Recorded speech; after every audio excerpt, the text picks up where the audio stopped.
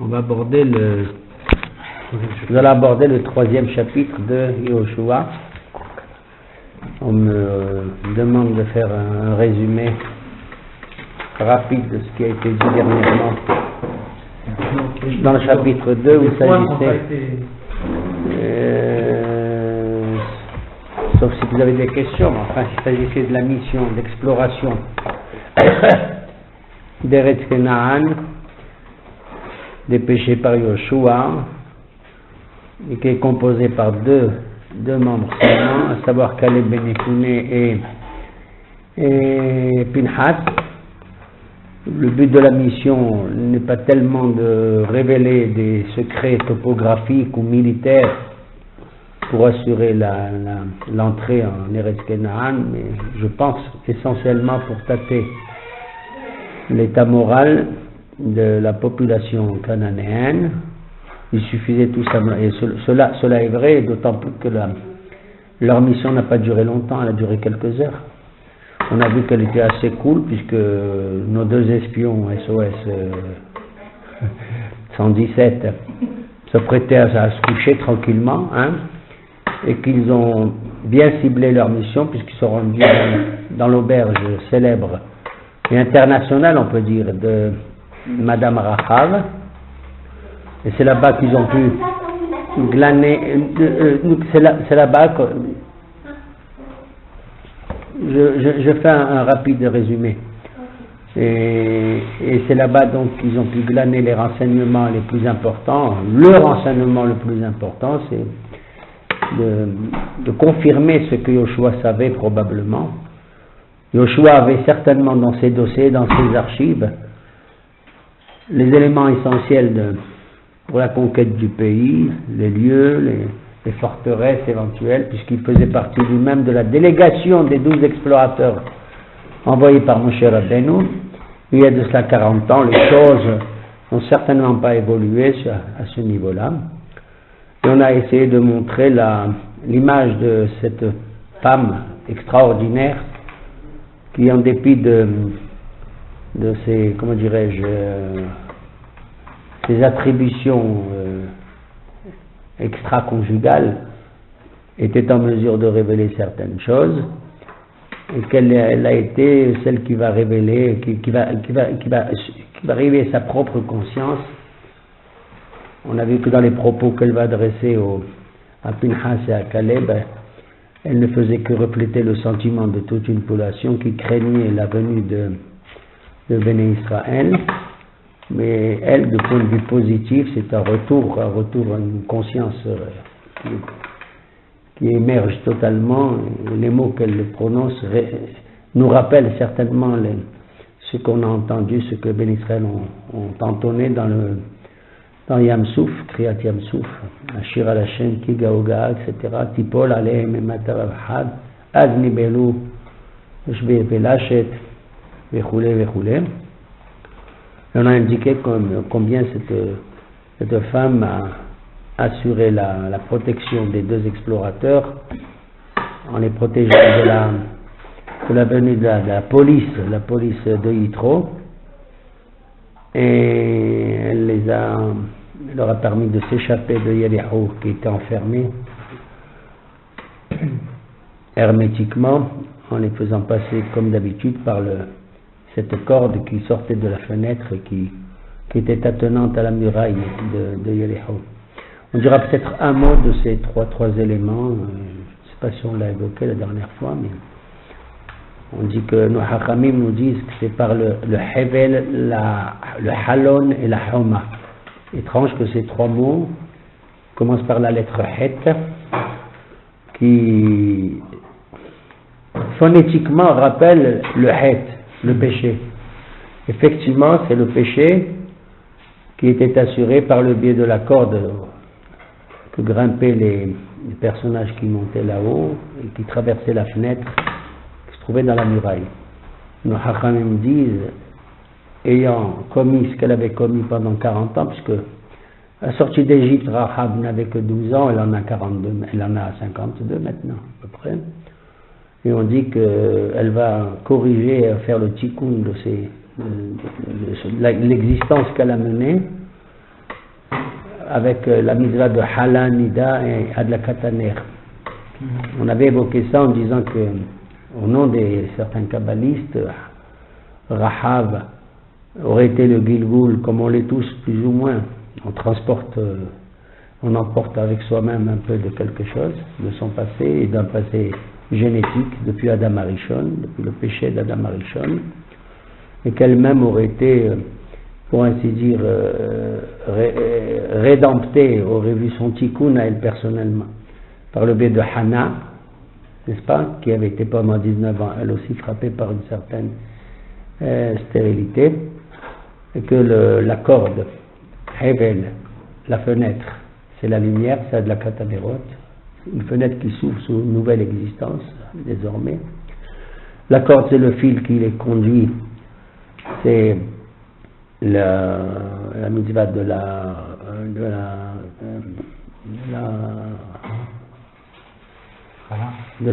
nida, parce que le mot hevel en hébreu provient du mot hevle nida,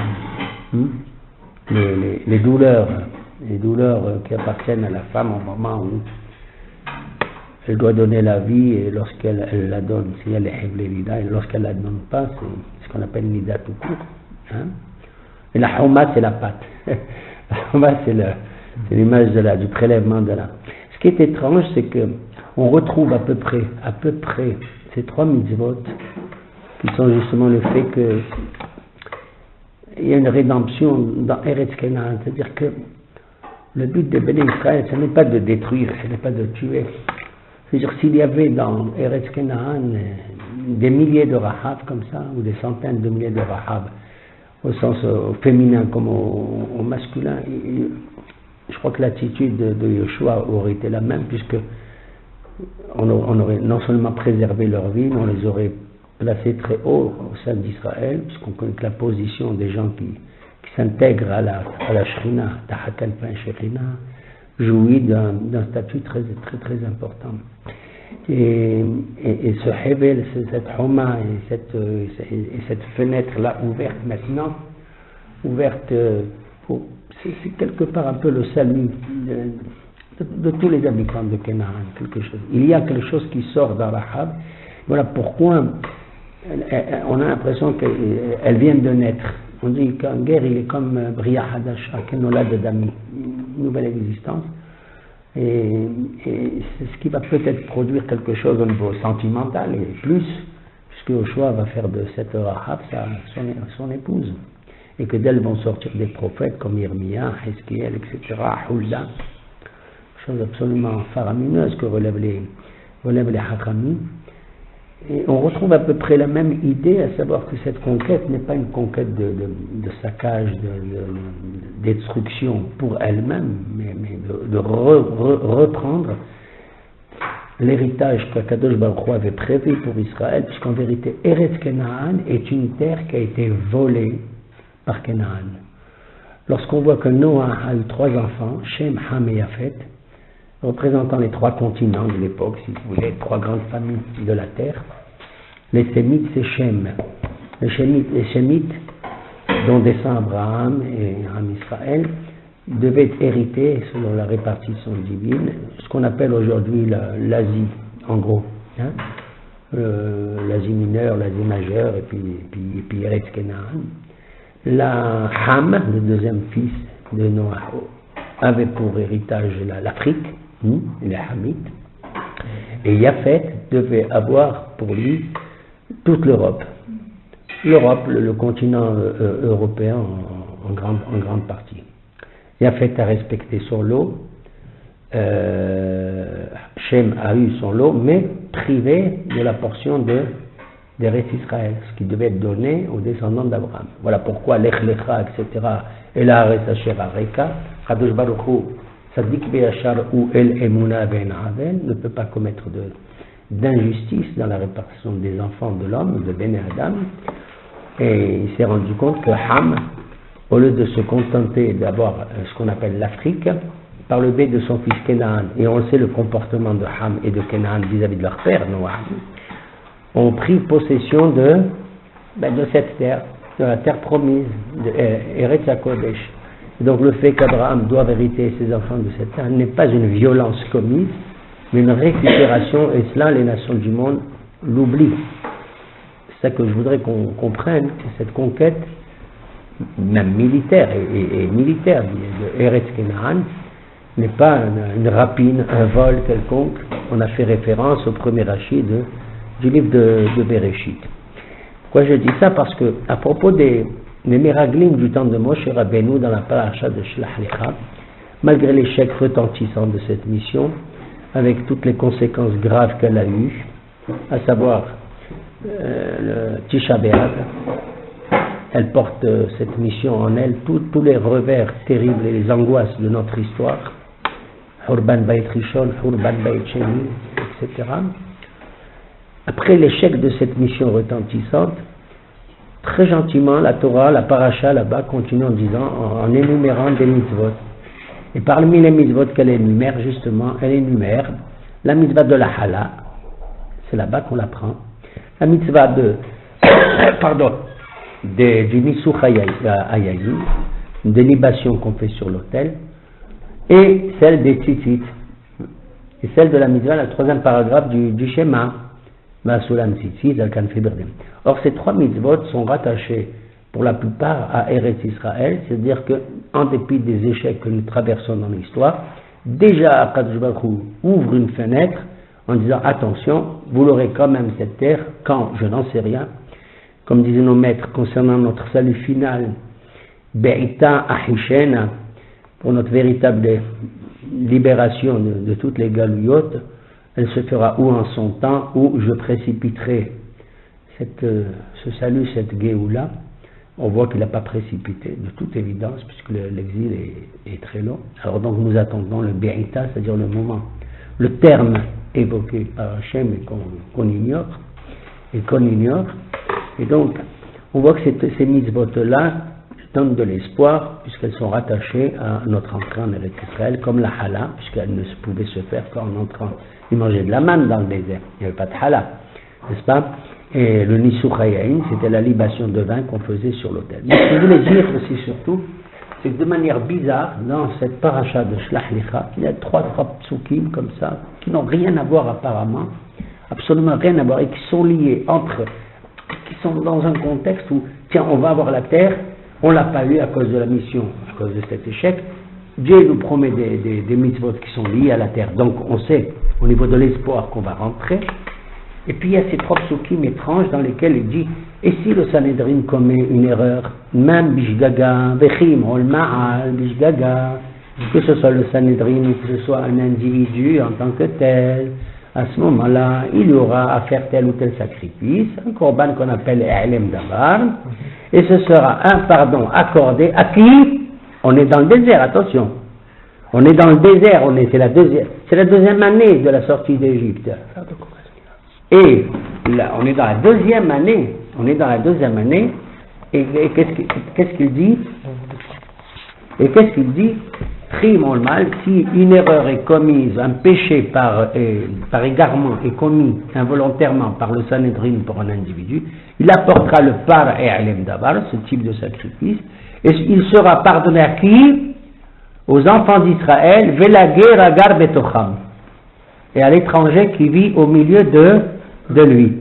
Or, ce guerre-là fait référence non pas à des gens étrangers qui maintenant dans le Midbar Sinaï vivent avec les enfants d'Israël, mais il fait référence clairement à la possibilité qu'il y ait qu'en Eretz Kenaan, donc dans la terre promise, il y ait des gens qui ne sont pas juifs et qui veulent faire l'option de mitzvot Shivat mitzvot Benenoach ou de s'intégrer au Am Israël. Et effectivement, j'ai trouvé cette intrusion de ces psukim étranges dans Parashat de Shlach Lecha comme encore une fenêtre ouverte, une corde qui est tendue, pour ainsi dire, et une muraille qui s'ouvre, pour montrer qu'Eretz Israël n'est pas un objet de conquête colonialiste ou impérialiste, mais une récupération d'une répartition divine et qui doit aboutir. Voilà, en gros, ce que je voulais dire pour résumer le propos du chapitre 2. On sait comment elle s'appelait Eretz Kenaan, avant d'être Eretz Il n'y avait pas de désignation, tous les pays n'avaient pas la répartition, même des peuples ne se fera que dans la paracha de Noah, à la suite, avec la descendance de Shem, Ham et Yafet, c'est là-bas que sont indiquées les 70 nations, les Shivaim ou Mot. On sait que de Ham, en tout cas, on sait le reste. Par exemple, les Ashkenazim, pas ceux-là, mais les Ashkenaz, qu'on pourrait appeler Germania, descendent de Yafet. Magog, Gomer, descendent d'une population, je dirais, indo-européenne. Quant à Ham, eh bien, il a donné naissance à 4 enfants qu'on connaît, Cush, ce qu'on appelle aujourd'hui l'Éthiopie, Fout, une nation d'ailleurs qui s'est un peu qui s'est diluée quelque part. Il y a une petite référence de Fout chez le prophète Ézéchiel. Mithraïm, c'est étrange, un peuple qui s'appelle Haïm à la fin, tu vois, c'est le seul cas. Mithraïm, l'Égypte, c'est le nom d'un des enfants, et c'est le frère Mithraïm de qui aussi? De Kenaan, fils de Ham. Donc Ham donne naissance à 4 enfants. Kenaan, qu'on a connu à la fin de la paracha de Noah avec ce qu'il a fait à son père, à son grand-père, une chose horrible, le père et le fils font une horreur à leur père, à leur grand-père. Donc Kenaan. Et c'est Kenaan a violenté la chose, a pris possession, comme ça, sur le terrain de cette terre. Et donc on récupère. Nous sommes maintenant au chapitre 3, après cette mission, qui rassure quelque part, bien sûr, Yoshua, à la veille de l'entrée, de la traversée du Yarden. Alors on va lire, si vous voulez bien, le début du Perek Gimel. Vayashkem, Yoshua בבוקר, ויסעו מהשיטים ויבואו עד הירדן, ובכל בני ישראל, וילינו שם טרם יעברו. Premier verset indique déjà la détermination de Yoshua. Il n'y a pas de temps à perdre. Le deuil de Moshe est passé. Nous sommes exactement le 7 Nissan. Le deuil est terminé, puisque Moshe serait mort le 7 Adar, selon la thèse la plus répandue, mais il y a des contestations qu'on retrouve chez le rabbin Bishak Abrabanel, pour qui certains, Moshe serait mort au début, avant le 7 Adar. D'autres disent qu'il est mort avant le mois d'Adar, à Shvat, c'est-à-dire au moment même, c'est-à-dire quelques jours après qu'il ait terminé le livre de Devarim, parce qu'au début de Devarim, on dit qu'il a écrit le 11 Shvat. Il a écrit le 11 Shvat. Peu importe sur la date, mais pour nous maintenons la date traditionnelle de la mort de Moshe le 7 Adar. Un mois plus tard, c'est le 7 Nissan, c'est la fin du deuil. C'est là que Yoshua dépêche sa délégation de Caleb et de Pinhas, pour la plupart de Mahakamim. Et donc, il demande aux enfants d'Israël de se préparer, Itrat Deshu, préparez-vous. Ça veut dire soyez prêts. Ça veut dire aussi, c'est la même expression que Moshe Rabbeinu donne lorsqu'on va recevoir la Torah. C'est merveilleux. Itrat Deshu les Mahar. Moshe Rabbeinu accorde 3 jours. Pardon, puisqu'ils arrivent en Sivan et tout. Il leur dit, préparez-vous, donc tout le monde fait la tahara de ses vêtements, etc. On prend les précautions au niveau conjugal pour éviter tout rapport qui puisse entraîner une impureté quelconque. On est devant le Sinaï, Itrat Deshu. Et c'est la même expression qu'on va voir dans quelques versets, très prochainement, chez Yoshua. Il se lève de bon matin, Vayashkem Yoshua Baboker, et il envoie des chotrim, il envoie partout des commissaires, des délégués, etc., pour informer le peuple que ça y est, l'entrée va se faire. On quitte Shittim, Vaishkem Yoshua Babocher, et ils vont quitter la région de Shittim, de mémoire triste, comme vous le savez, puisque c'est dans Shittim qu'il y a eu l'affaire de Baal Peor. Shittim, c'est même du mot Shtut. On ne sait pas si ça s'appelle vraiment comme ça ou si c'est les Juifs qui l'ont appelé, ou Moshe Rabbeinu ou d'autres, ou Pinhas qui l'ont appelé cette raison Shittim, parce qu'on ne peut commettre un péché que sauf s'il y a une Nichnas Ruach Shtut. Donc on quitte Shittim pour se rendre à traverser le Vayashkem Yoshua Baboker Mina Shittim. Et naturellement, c'est un moment intense qui peut être dans l'esprit des Juifs marqué soit par pour les uns une joie, une attente inespérée depuis 40 ans, c'est aussi une crainte, pourquoi pas, on ne sait pas ce qu'on va rencontrer. Voilà pourquoi Yoshua, au moment même, et avant même qu'on traverse le Jourdain, et pendant qu'on le traverse même, il y a une halte impressionnante, il va se mettre à faire un discours très profond pour montrer quel est le but de notre entrée en Eretz Israël. Pour montrer le but, on vient pas là, on n'est pas des touristes, on n'est pas là pour faire une conquête au même titre que les autres, mais c'est cette terre qu'Hachem nous a promis. תמשיך. ויהי צא 3 ימים, ויעברו השוטרים בקרב המחנה, ויצוו את העם לאמור, כראותכם את ארון ברית השם אלוהיכם, והכהנים הלוויים נושאים אותו, ואתם תיסעו ממקומכם והלכתם אחריו. Voilà. Le point de départ et le madrich essentiel de Am Israël, maintenant, ce sera le Aaron. L'arche sainte contenant les Luchot Abrit de Moshe Rabbeinu. Sachez que le départ sera donné par le Aaron Abrit. Dès que vous verrez le Aaron Abrit prendre la route, c'est à vous de le suivre. Et on verra qu'il faudrait que vous ayez une distance à maintenir de respect entre le Aaron et vous. Cette distance est de l'ordre de Alpaï Mama, comme on va le voir dans le texte, de 2000 coudées. Pourquoi 2000 coudées? C'est pour permettre à l'ensemble des tribus d'Israël.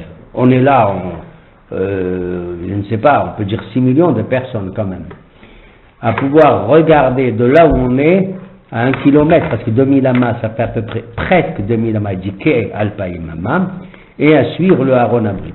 Je trouve cette image très belle, simplement parce que le Aaron Abrit maintenant, qui est la Torah, c'est celle qui va désormais remplacer tous les miracles qu'on avait dans le désert.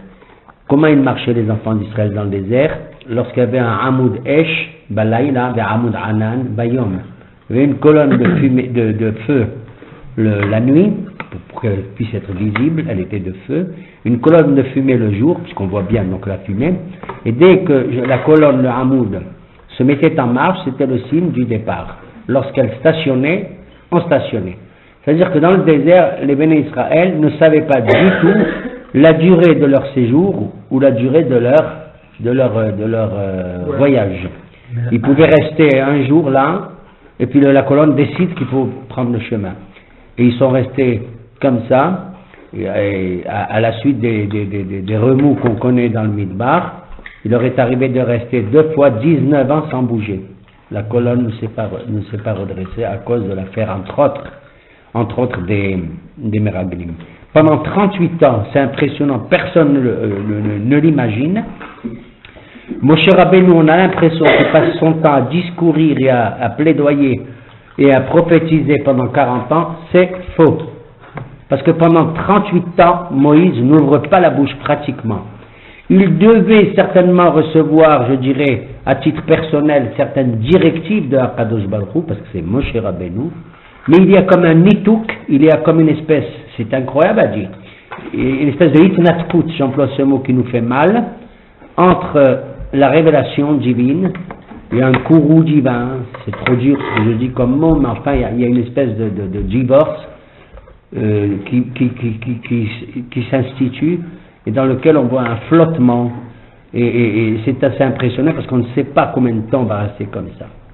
Et donc c'est cette colonne de fumée, alors que le Aaron, il existait, bien entendu, mais il se trouvait toujours au milieu du Mahané Israël. Dans le désert, le Mahané, le camp d'Israël, était divisé en quatre sections. La première, qui est Kadima, vers l'est, était constituée par le Degel Yehuda, avec à ses côtés la tribu de Issachar et de Zvouloun. Chaque Degel était constitué de trois tribus. Degel Mahane Yehuda à l'est. Degel Mahane Reuven au sud, avec à ses côtés Shimon et Gad. Degel Mahane Ephraim, avec à ses côtés Binyamin et Ménaché, se trouvaient à l'ouest, là dans mon dos, parce que le visage d'un juif est toujours vers l'est, vers le Mizrach, d'accord? Pas comme nous, en France, on se dirigeait vers le nord. Hein? On se dirige vers le nord. Quand on dit où est le nord, on dit nord, sud, est, ouest. Nous, non. C'est est, ouest. La main droite, c'est le sud. Donc, il y avait Ephraim, Ménaché, Binyamin vers l'ouest. Et au nord, Dan, le dégel de Dan, drapeau de Dan, avec à ses côtés Gad, Naphtali et Asher. Au centre de ce Mahané, qui était distant, si vous voulez, qui était de 12 kilomètres, 3 par Azange, 3 par Saot. Au centre, il y avait le Aaron Abrit, le Mishkan de Moshe Rabbeinu, autour duquel résidait et Moshe vers l'est, avec Aaron, et dans les 3 autres parties, il y avait les 3 familles, les 3 descendants de Lévi, la famille de Kehat, qui portait l'arche avec les Kélim, avec la Ménorah, etc., la famille de Gershom, qui portait les éléments du Mishkan qui étaient, je dirais, durs, mous, c'est-à-dire les rideaux, les tentures, toutes ces choses-là, et la famille vers le nord, la famille de Merari, qui portait les éléments durs du Mishkan, c'est-à-dire les Amoudim, les Adanim, les socles, etc. Et donc le Aaron était au milieu toujours, il était au milieu. Et maintenant, une nouvelle idée, Yoshua demande par le biais des Shotrim d'informer les Ben Israël, le Aaron maintenant va marcher devant vous.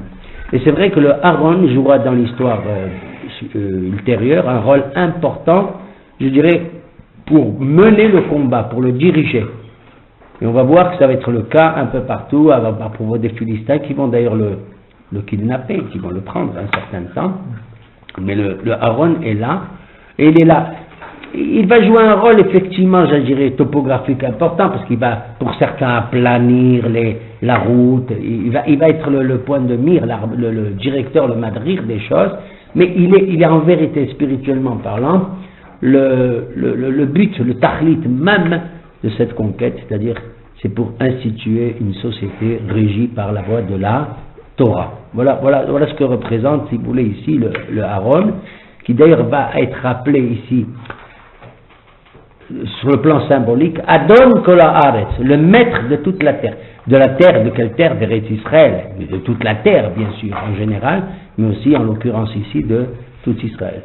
Le gouvernement veut faire comprendre Yoshua par le biais des choses, mais fait passer le message, le gouvernement d'Israël qui va vous conduire, eh bien, il s'inspire par la seule constitution pour vous valable, le Aaron Abrit, Adon Kol Haaretz. Est-ce que dans nos guerres d'aujourd'hui, on devrait mettre un certain Torah à la tête de l'Aaron? Je ne suis pas au courant, je ne sais pas, il faut poser la question aux gens qui font l'armée et aux Rabbanim Tzvaïm, mais ça pourrait je vois pas, enfin je ne sais pas au niveau halachique si la question, je ne suis pas assez compétent pour le dire, mais je pense qu'il n'y a pas d'interdiction, parce que ne serait-ce que parce que même en temps de guerre, pendant les répits qu'il y a, eh bien on doit continuer nos prières, on doit continuer à... Le roi d'Israël, c'est une mitzvah, c'est écrit dans la parasha de Shoftim, doit avoir avec lui 2 Sefer Torah. Un qu'il maintient toujours dans son harmon, dans son palais, et le deuxième qui va avec lui tout le temps, dans ses déplacements. Et quand on dit les déplacements du roi d'Israël, en l'occurrence, pas tous, mais la plupart d'entre eux, c'était des déplacements guerriers, comme on le voit pour David, etc., ou pour d'autres. Donc il devait... Pourquoi? Parce que pour faire la guerre aussi, il faut conserver le titre humain, une face humaine. Quand on voit de nos jours comme c'est piteux ce qu'on fait avec la loi, je ne sais pas quoi actuellement, il se passe un truc Goldstone, je ne sais pas quoi, à propos de Ofereti Tsuka, pour dénoncer soi-disant le comportement des soldats de Tzahal, c'est quelque chose d'absolument atroce de voir combien les nations se liguent comme ça, et on le sait au nom de quoi, contre ceux qui justement maintiennent le plus possible les lois de la moralité dans le combat, alors que de toute évidence on sait que de l'autre côté on a affaire à des gens complètement inhumains, immoraux, au premier degré. Cette chose est tellement flagrante, on se demande si l'antisémitisme n'est pas encore, elle n'a pas été élevée au rang d'une politique affichée clairement maintenant. Alors donc, oui, effectivement, on voit que les Kohanim eux-mêmes, avant de lancer les soldats au combat, au front, s'adressaient à Shoftim, à Kohanim. c'est écrit là-bas aussi dans la paracha de Shoftim, s'adressait, dit Shema Israël atem kerebim hayom, écoute Israël. C'est-à-dire qu'on part avec la notion de l'unité d'Hachem, il écoute Israël, et il haranguait les soldats, il les confortait, et d'ailleurs, pour vous montrer que, au niveau du sens moral des choses, on ne voulait pas qu'il y ait dans notre armée des jeunes qui avaient un souci, soit le souci d'une nouvelle existence par un mariage qui venait de réaliser dans l'année, on dit tu es libéré, toi tu viens de te marier, on ne te prend pas. Comment tu es un jeune marié, tu veux l'emmener à l'armée, etc. Il vient de se marier, le pauvre, etc. Il va construire la vie. Regardez, alors que le combat peut être un combat sérieux, important, on lui dit toi tu retournes chez toi. Yashuv le beto. Mia Isha Sherera Sisha, qui vient de se fiancer, de se marier avec une femme. Quel est l'homme qui a planté une vigne? En compte, il a travaillé, il a travaillé la terre et tout, et puis il n'a pas encore joui des fruits qui vont sortir. Asher Natar Kerem Elohilelu, retourne chez toi à la maison. Mia Ish Asher Banabait, un homme qui vient d'acheter une maison ou de la construire, etc. Il n'a pas encore mis les pieds, il vient de faire Hanouka Tabaït, un mois, il est là. Alors, comment tu vas envoyer ces gens-là alors que leurs esprits vont être... je vais pourquoi construire ou détruire ce que je viens de réaliser, alors que la mitzvah en Eretz Israël de se marier, la mitzvah en Eretz Israël de planter des arbres, et la mitzvah en Israël de Yishuv, de la maison, est colossale, parce que justement c'est en soi quelque chose qui renforce notre sécurité. On n'est pas là de défendre un pays vide, un pays mort, un pays sans hommes, un pays sans famille, un pays sans maison et un pays sans plantation. Donc ils étaient dispensés. À cela est ajouté celui qui, au niveau de sa conscience religieuse, n'est pas à l'aise et qui s'imagine, et qui pense effectivement que le péché, les péchés, les erreurs qu'il a commis dans sa vie risquent de l'affaiblir, affaiblir son moral. Et c'est vrai que dans une telle situation, il est beaucoup plus vulnérable. Et même celui-là, on le dispense. Mais on ne dit pas que c'est à cause de ça. D'ailleurs, quand on dit à ces gens-là, on dit qui c'est qui a une maison, qui est marié, qui c'est qui ça, la Torah dit, l'homme qui a peur, qui a la trouille. Il dit qu'il a la trouille, pas la trouille de faire la guerre. Il a la trouille que Barminan, lorsqu'on fait des hataïm, des péchés, à ce moment, on ne dispose pas d'un bouclier suffisant. On peut être la cible. Dans notre pensée, on peut être la cible des flèches, de l'épée de l'ennemi, tout ça. Donc il était aussi dispensé, mais on ne savait pas qui. Celui qui était dispensé comme ça, qui retournait chez lui, on se dit tiens, celui-là il a dû se marier, voilà pourquoi, tu vois. Ah, celui-là il a dû planter une vigne, ouais, bye bye, tu comprends? Pour pas lui faire honte, Donc on voit que les Kohanim eux-mêmes, qui sont en général des hommes de paix, des hommes de Hesed, des hommes du culte, des hommes du Beth Amikdash, eux-mêmes venaient pour conforter leur âme Israël. Donc la notion de guerre n'est pas un but en soi, mais c'est un moyen, c'est une nécessité. Et quand c'est un moyen et une nécessité, toutes les forces vives du peuple juif doivent s'appliquer à concourir. Il n'y a pas de gens de droite, des gens de gauche, des gens de je sais pas où, d'en haut ou d'en bas. C'est l'ensemble de toutes nos forces vitales qui se conjuguent, y compris ceux qui ont l'intelligence, y compris ceux qui ont le cerveau, y compris ceux qui ont le cœur, y compris ceux qui ont la religion, ceux qui ont qui ne s'enferment pas dans un bêta midrash et qui croient que la Torah enfermée dans une tour d'ivoire peut faire quelque chose. Il en faudra comme ça s'appellera des Lévi'im. Ça s'appellera des Lévi'im.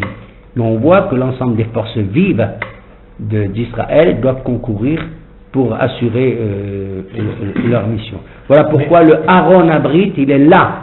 Il n'est pas là, c'est pas simplement une question technique ou une question symbolique ou folklorique. Voilà, le Aaron est devant nous. Non, c'est quelque chose absolument de fondamental. Comme tu l'as dit, là, à la limite, je vais aller plus loin, c'est la Torah qui va faire la guerre. Et je vous dirais que l'entrée en Eretz Israël, on l'approfondira plus tard encore, est une entrée où on voit que la force, j'allais dire brutale de l'armée, de l'arme, des tanks et de tout ça, ne va pas intervenir du tout. et que le verrou d'Israël sera déverrouillé par Akadosh Baruch Hu lui-même par la chute de Yericho. Donc on voit qu'il n'y a pas ici une volonté de destruction en tant que telle et d'imaginer que la force de l'armée à elle seule est capable de pouvoir mener à bout les choses. C'est le Aaron qui est devant nous là. Pas plus de 2000 amas, pas plus de 2000 amas. Pourquoi? Parce que c'est à la fois la distance qui est la plus lointaine et la plus proche. C'est la distance moyenne, je dirais. D'ailleurs, le Troum Shabbat, c'est-à-dire lorsqu'on est dans une ville et qu'on veut dépasser l'enceinte, les limites d'une ville, on peut le faire.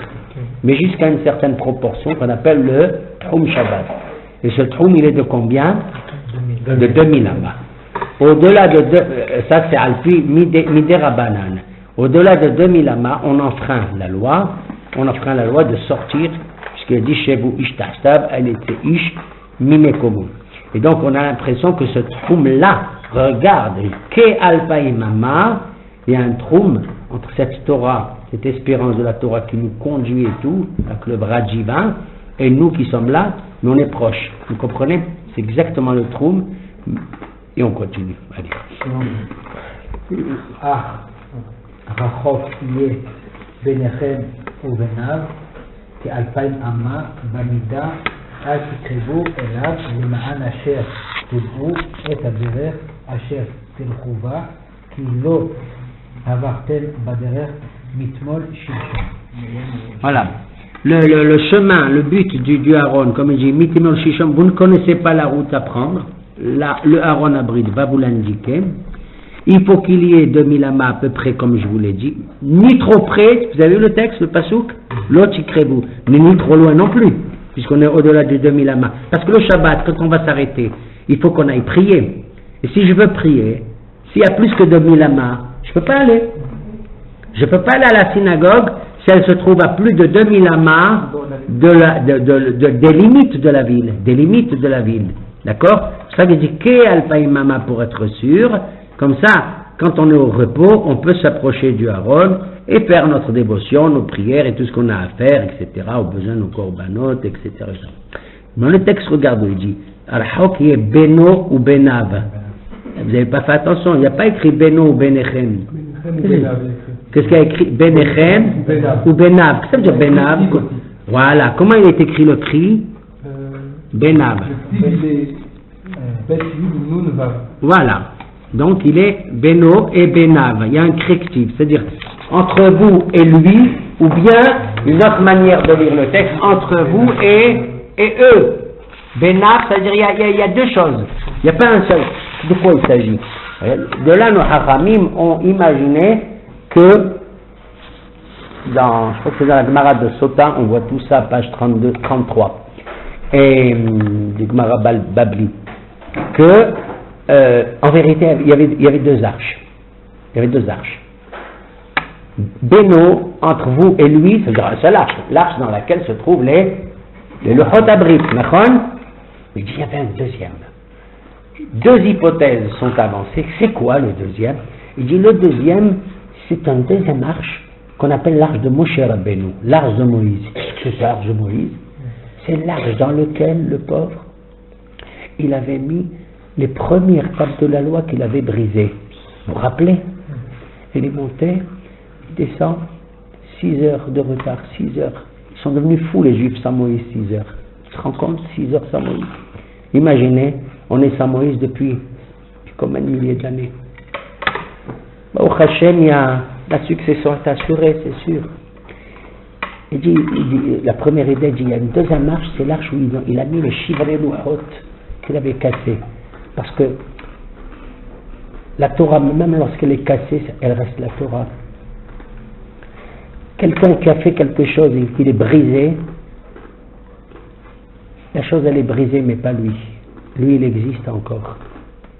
Un projet que tu veux réaliser et tout, qui s'éclate entre tes mains, si tu as mis ton cœur, si tu as mis tout ça, ça reste un projet. Ça reste un projet qui va être le début d'un redémarrage. On dit quand il les a brisés, les lettres se sont envolées, et c'est de la pierre là, tout comme ça. Et quand des lettres de Torah s'envolent, elles disparaissent jamais. Elles sont là, elles sont là plaintives, elles se demandent où poser les pieds, comme la Yona, Matsamanoah.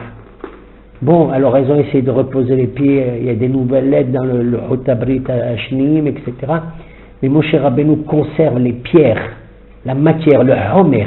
Dès lors que la spiritualité a touché quelque chose de matériel, ce Homer-là, même quand il est cassé, il conserve un rocher, il conserve une trace, quelque chose en lui, qui ne peut pas disparaître.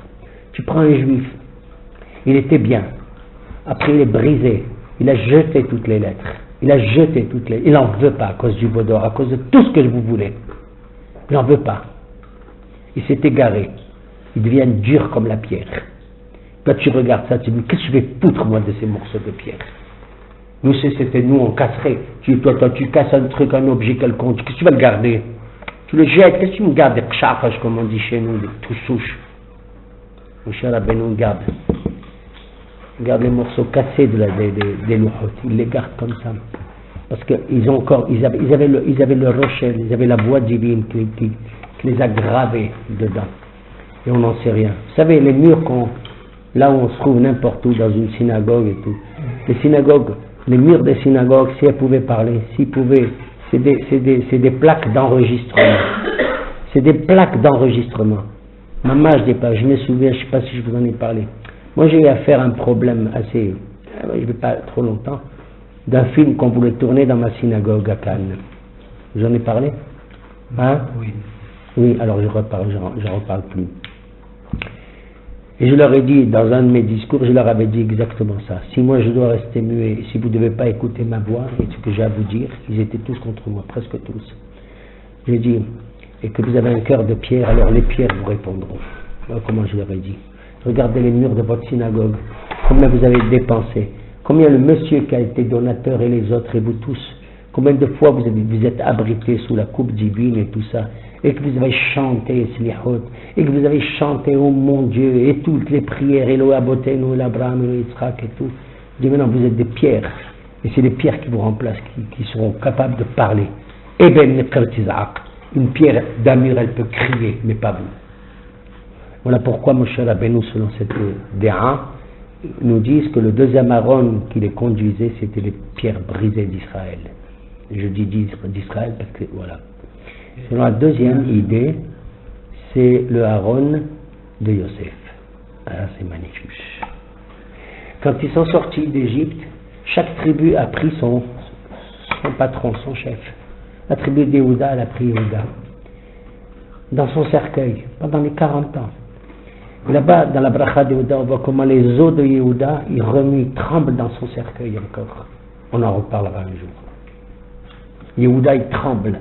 Rendez compte. Tzadikim b'mitatan iqraim hayim. Les tzadikim, pendant leur mort, ils sont encore vivants. Ils ont quelque chose encore à dire. Et chaque tribu a pris. Ephraim, ils ont pris Ephraim. Benyamin, ils ont pris Benyamin, etc. Et ils les transportaient pour les emmener en Eretz Israël. Vous vous rendez compte? Pour les emmener en Eretz Israël pendant 40 ans.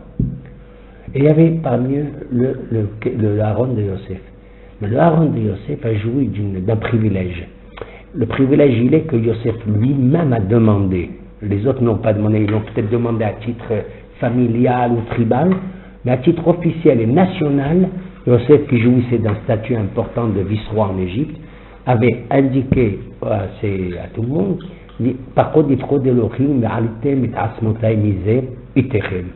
Dieu se souviendra de vous pour que vous puissiez monter mes ossements, même mes os, je ne veux pas qu'ils restent en Égypte. Mais pour pas qu'ils s'en aillent, les Égyptiens ont enfermé le cercueil de Yosef dans un cercueil de plomb, ils l'ont jeté au fond du Nil. Personne ne savait où. Bon, le Midrash raconte que Moshe, au moment où les Juifs ramassent des affaires importantes pour le départ, quitter l'Égypte, Moshe lui a passé son temps à rechercher le Aaron chez Yosef. Il a été aidé là par une femme, c'est Rahbat Asher, la fille de Asher. Elle dit, moi j'ai l'air d'une vieille dame, mais je vais te dire, Moshe, je vais te dire où c'est, je les ai vus, je les ai espionnés, j'ai suivi, moi, tout ça. Et il arrive à faire remonter le cercueil lourd de Yosef, lourd qu'il était, il remonte. Il a dit, allez, chour, monte au taureau, parce que Yosef c'est le taureau, Bechor Shoro, Darlo,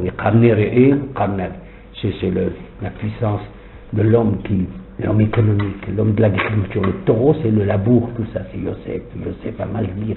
L'homme qui va nourrir, qui va alimenter le monde à l'époque. Et Moshe Rabbeinu, Vayiqah, et Atzmot Yosef, Imo. Il a pris les ossements de Yosef avec lui. Mais la tribu de Yosef et tous les autres dieux, c'est moi. Et c'est incroyable, pendant tout le désert, il y a deux cercueils. Il y a deux arches de vie qui marchent ensemble. C'est l'arche où il y avait l'étape de la loi, et la deuxième, c'est le Aaron de Sefa Tzadik. Le Aaron qui aimait Mashikatou Bébé. Pourquoi? Tu vois celui-là, il a réalisé tout ce qu'il y a là-dedans. Comment il a réalisé? Qu'est-ce que tu veux devenir un homme? La condition de la vie qu'il a menée à 17 ans, comment il est parti, tout ce qu'il a traversé. Et quand le pharaon lui dit, mais qui es-tu? Et que tout le monde dit, qui c'est celui-là? En plein Égypte, c'est pas le Mitzrayim. Je n'ai pas le temps, Shabbat on parlera de Mitzrayim et de Sdom et Gomorre, c'est exactement pareil. Cet homme-là, qui c'est? Il dit, Na'ar Ivri. Il dit, qui es-tu? Gunnati mi beta Ivrim.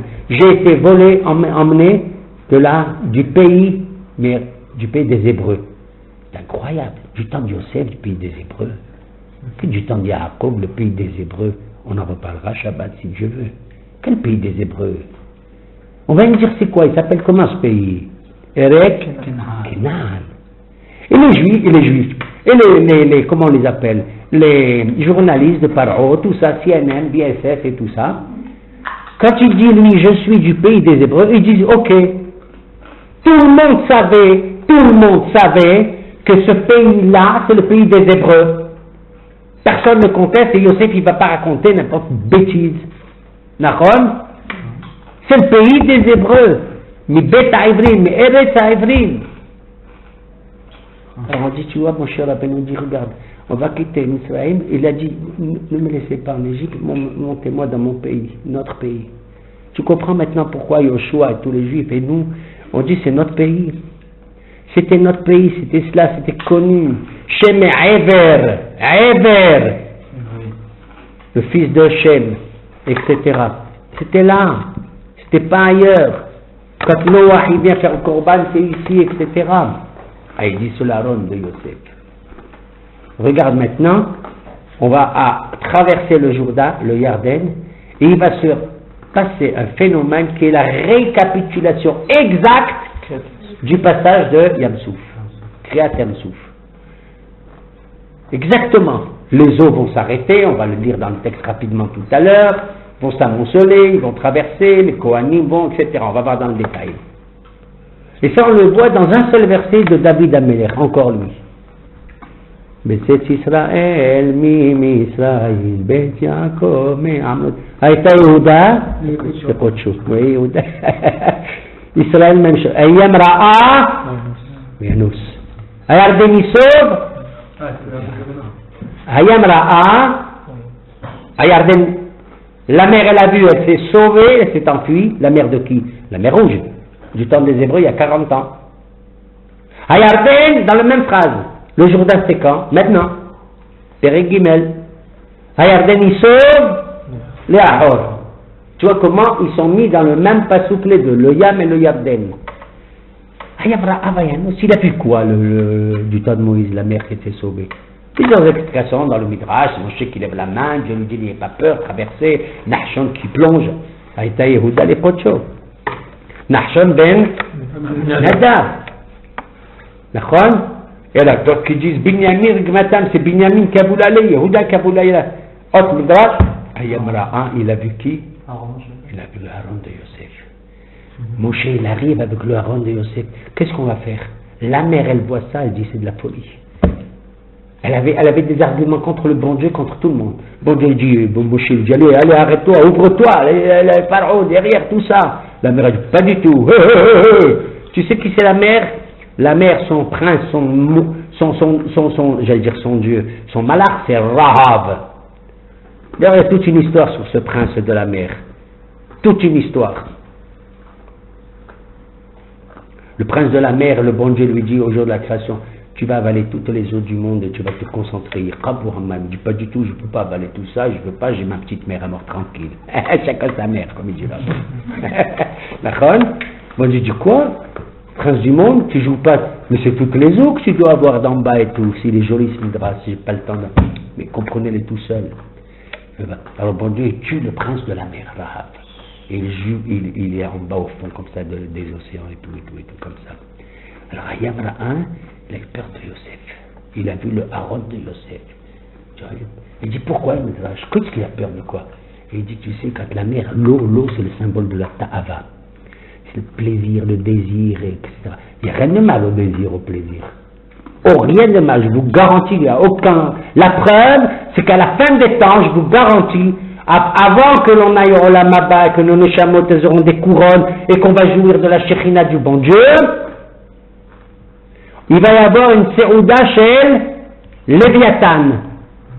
Et Rashba, et le Rabbeinu Behaye, et d'autres, et le Mikoubalim, et le gras et tout, il dit, on va vraiment manger, c'est pas une image, on va manger quoi le Léviathan? Nachon?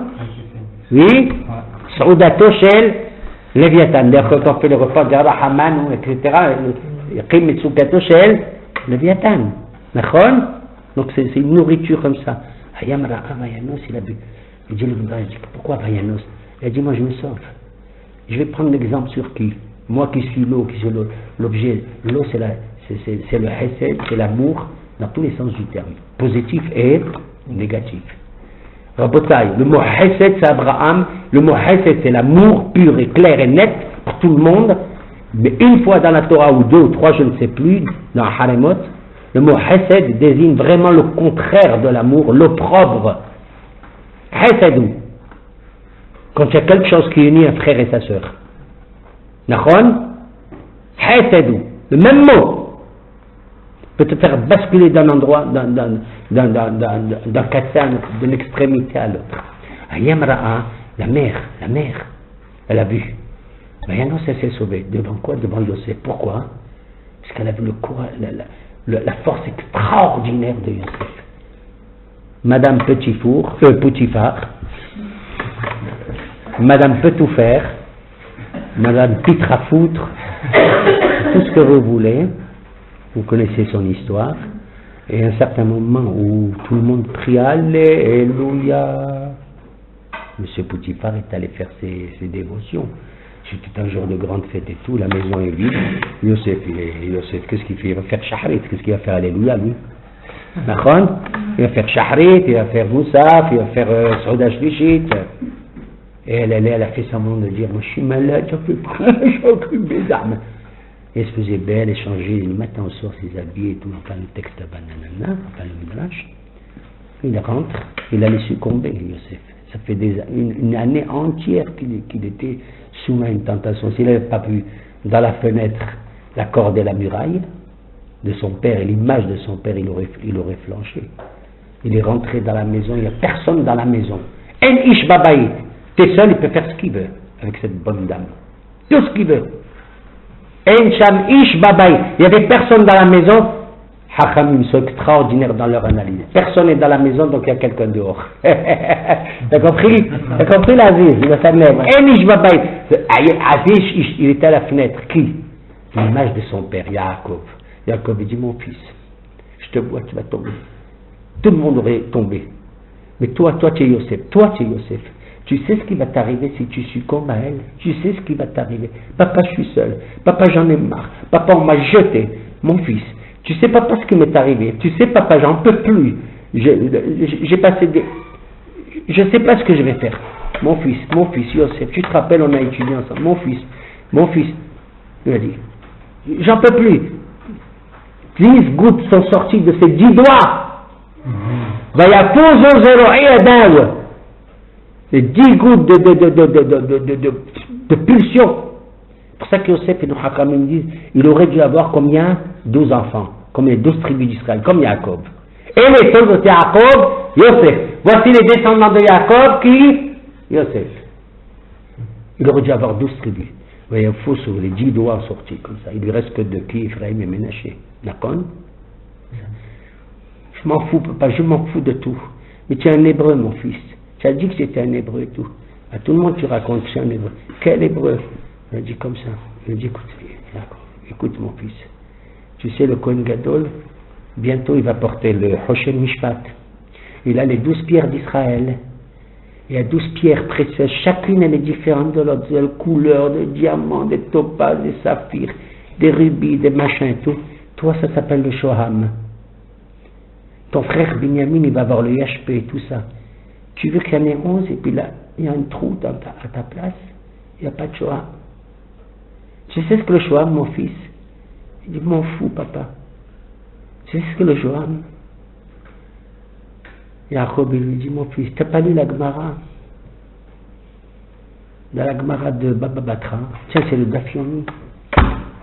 Rabbi Yohanan, un jour, il raconte, tu sais, mon fils, Rabbi Yohanan, il raconte qu'on va reconstruire Yerushalayim, même Jérusalem, un Beth Amikdash, tu ne peux pas t'imaginer. Et là-bas, ils vont tailler des diamants qui font 30 mètres de haut sur 10 mètres de large. Des hamots, moi je dis mètres rapidement, nachon. Et puis ils vont faire des portes, des trucs comme ça. Et ils vont faire. Alors il me dit, tu sais de quoi ils vont faire les fenêtres et les portes du temple de Jérusalem, mon fils? Ils vont faire avec ta marque à toi, Yosef, le Shoham. Et les fenêtres, ils vont faire avec le Yashpé, avec la pierre de Binyamin. Tu veux que toi, tu n'es pas dans la poitrine du Kohen Gadol? Vera Acha Vesamah Belibo. Quand il a vu ça, qu'il ne sera pas dans le Hoshen Mishpat, dans la poitrine du Kohen Gadol, dans le dos. Il saute. Elle arrive, elle le saisit par le vêtement, il court, elle déchire le vêtement, elle le prend pour le montrer comme preuve qu'il y en a, etc. Vayanos Aouta, Vayanos. Il s'est sauvé. Imagine-toi la force qu'il a fallu pour quitter, pour s'enfuir Vayanos. Ayamra, elle a vu qui? Attends, c'est pas fini l'Aziz, Asma ya Tounsi. Ayamra, Vayanos. Elle a vu quoi? Elle a vu le Vayanos de qui? De Yosef. Ça l'a marqué. Tu te rends compte? La mère a dit, tu te rends compte? Celui-là, à la bonne, je ne laisse pas. Je vous prie de passer, mon cher ami. La mère. Ah, si c'est Yosef, je laisse passer. Je laisse passer Yosef. Et grâce à lui, je vous laisse tout se passer. Moshe est devenu fou. Il a dit, j'ai bien fait de le prendre. La chronologie. Moshe, Yosef. Tu te rends compte? J'ai bien fait. Maintenant, regardez le remède que j'ai appris et le remède que moi j'ai trouvé après. Chachamim me dit, Ayarden il sauve Léahor. Toi tu dis que la mère qu'elle s'est sauvée, elle est partie et on a pu traverser Nahor grâce à Yosef. Donc je veux moi dans ce passouk, tu m'écoutes toi, monsieur Ilan, oui. Je veux trouver Yosef dans ce passouk, trouve-le-moi. Non seulement ça, mais il te dit pas seulement la mère, Jonathan, mais en plus le Yarden. Écoute Baba Nathanaël. À Yarden, il sauve le Ahor. Lui aussi, il a reculé devant les Juifs de maintenant, du chapitre 3 de Yoshua. Où est le remède? À Yarden, il sauve. Quand le Yarden, il se met en arrière, le Ahor, à Yarden, il sauve le Ahor. Il y a Yosef. Grâce à qui? Ah, j'ai dit à Yosef. Où est le Yosef? Quand tu prends les lettres de Ha-Yarden, il sauve, et tu prends les lettres qui reculent de Ha-Yarden, c'est-à-dire tu prends, écoutez là, les lettres avant Ha-Yarden, c'est He, Yud, Resh, Dalet et Nun. Avant He, qu'est-ce que tu as? Avant, c'est le Dalet. Avant le Yud de Yarden, tête. Avant le Resh de Yarden, Kouf. Avant le Dalet de Yarden, Gimel. Et avant le Nun de Yarden, Nathanaël, même. Tu prends ces 5 lettres, tu les additionnes en Gematria et tu trouves 156, Monsieur Yosef. De la folie pure. Ça, c'est ça, Hacham, je me rappelle plus que je l'ai appris, je suis devenu fou quand je l'ai appris. Et sachez que j'ai horreur des matriotes comme ça, là, je vous assure. Comme il dit Ben Ezra. Je vais vous dire maintenant, mais ne le dites à personne. Quand dans la paracha d'Abraham, qu'il est allé combattre les 4 rois, tout, il a pris avec lui combien? 318. Et puis il a Rashi, et puis d'autres, il dit, tu sais, il n'a même pas pris 310. Parce qu'on a dit, comment il a pu gagner Abraham, 4 rois? Des puissances colossales avec 318 Hanichaf, comme ça, qui c'est ça? Rachid dit même pas 318. Je vais te faire une guématria, avec un homme qui s'appelle Eliezer. Écoute-moi, madame. Eliezer, en valeur numérique, ça fait 318. Voilà avec qui il est parti. Waouh! La Torah te dit qu'il est parti avec 318 éducateurs, je sais moi, militaires. Il dit, ne même pas, Rachid. Il dit, rien qu'avec Eliezer, il vaut 318. Et Ben Ezra, il dit, Ben Ezra, regardez-le là-bas. Il dit, j'ai envie de rigoler, dit Ben Ezra. Pourtant c'est sérieux, c'est du Rachi et tout. Dieu préserve, Rachi c'est pas n'importe qui. Il dit, il y en a qui se permettent de faire n'importe quelle guématria. Comme ça, il dit Ben Ezra. Il n'a pas tort. Peut-être pas dans ce cas-là, mais c'est pour dire qu'il ne faut pas faire des abus de ce genre. Il faut en entendre des choses, vous savez, les codes, les machins, et les trucs. Et des types, ils se trouvent Obama, vraiment, ils se trouvent Obama, ils te le trouvent dans tout. Moi, je te le trouve dans toutes les parachutes. Dans tout ce que tu veux, je te trouve Obama, je te trouve Sarkozy, je te trouve Kabeb. Dans n'importe quel parachat. Dans le journal.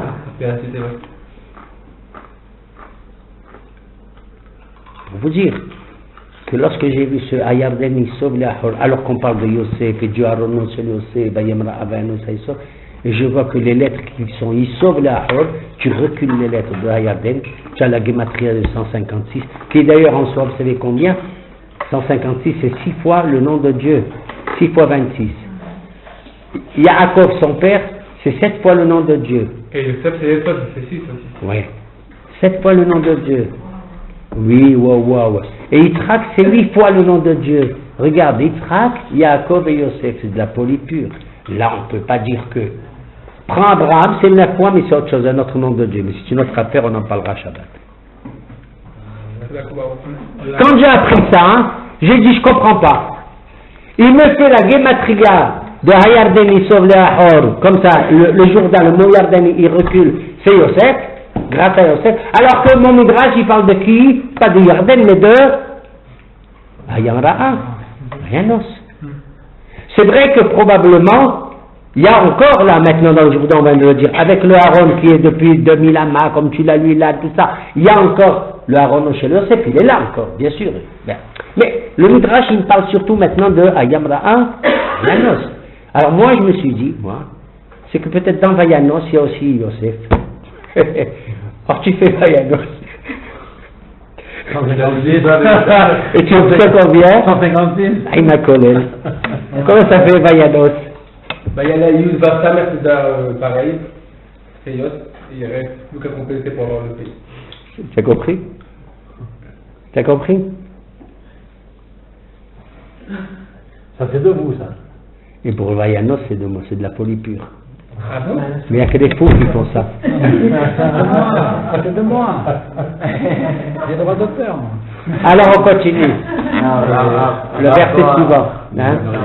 Ah ben on arrête. C'est vous qui avez dit.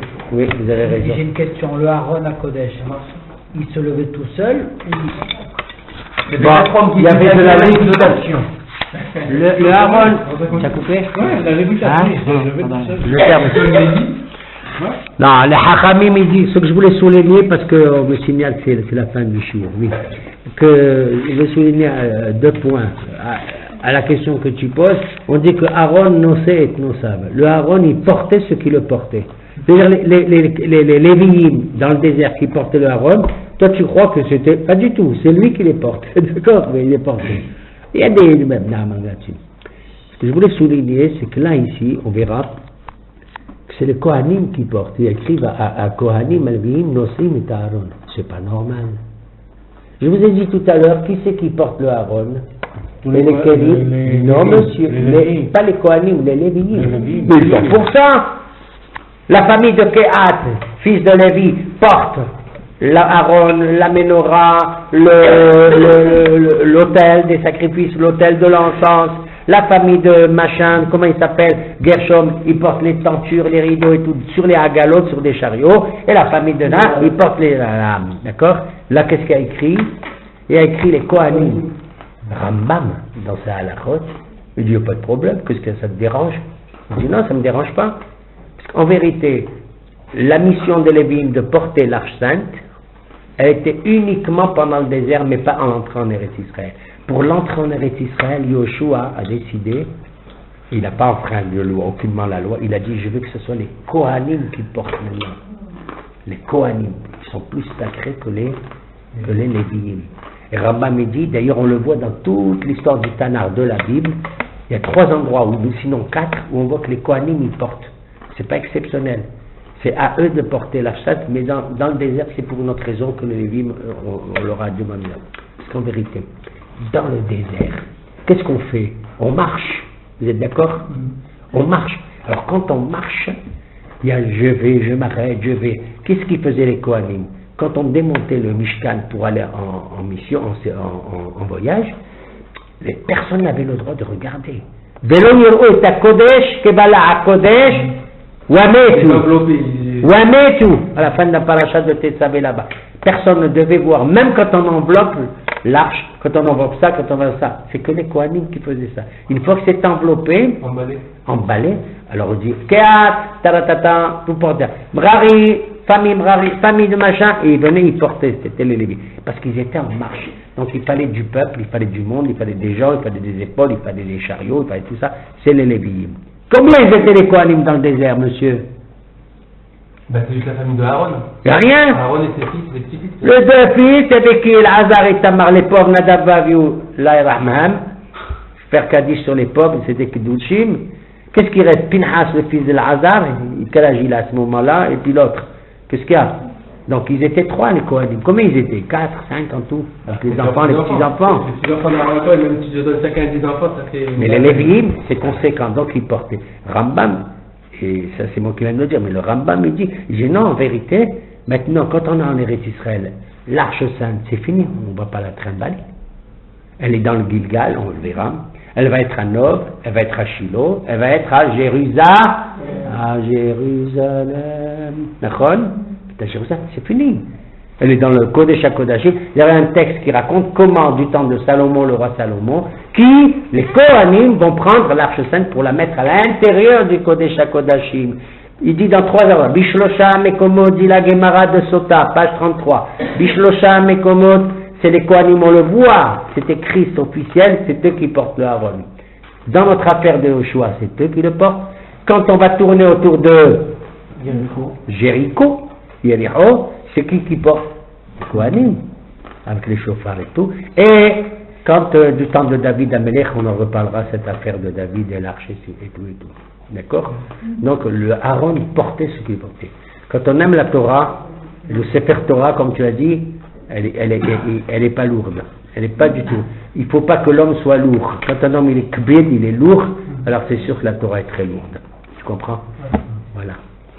Alors, excusez-moi, la question c'était plutôt, est-ce que c'est le Aaron qui disait, comme on avait dit que le Hamoud Esh ou le Hamoud Anan, il dirigeait, il disait on s'en va, est-ce que l'Aaron c'était le même tafkid? C'est ça ma question. Ah, oui, s'il avait un moteur qui s'emballait, qui s'arrêtait. C'est qui le soulève alors c'est ça ma question. Oui. Est-ce que c'est le Aaron qui se levait tout seul, qui dit on s'en va? Non, c'est le Nabi, le prophète, c'est le dirigeant militaire, politique qui était dans Yoshua qui dirigeait la chose. Voilà.